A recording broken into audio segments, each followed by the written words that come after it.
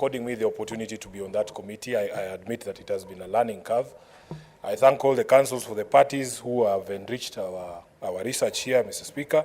The people of Meru for being patient with us. Mr. Speaker, I have lost a lot of friends, I can confess, because for the past few days I have refused to answer my phone from the phone calls that have been coming from Meru. But people must understand that when we take up this responsibility, it's a solemn duty to this House, Mr. Speaker. I want to just share out of the experiences 3 things, Mr. Speaker.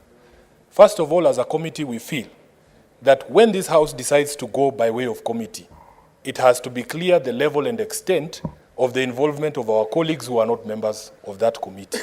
At some point, Mr. Speaker, and my chair will bear me witness, the committee felt under siege because, of course, from our colleagues, because, of course, there was a lot of interest. So we need to make that clear. Number 2, Mr. Speaker, is the question of time that it takes for us to investigate. Some of us feel that the time is too short.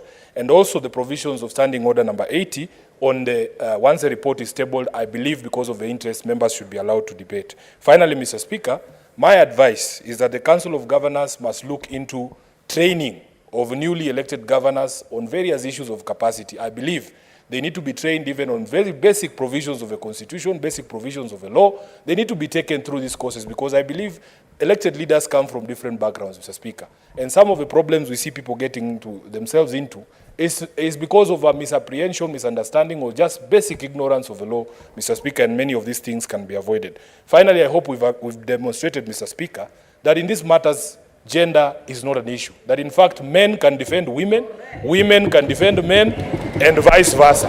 I thank you, Mr. Speaker, and I want to leave it there, advise the County Assembly. The Honorable Tabitha Mutinda.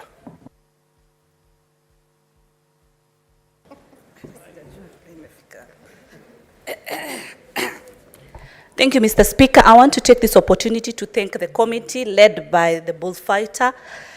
They've done a good job. Also the other colleagues, congratulations. And I would not want to say keep it up because we do not want to foresee more impeachments. We would want the elected governors to keep performing.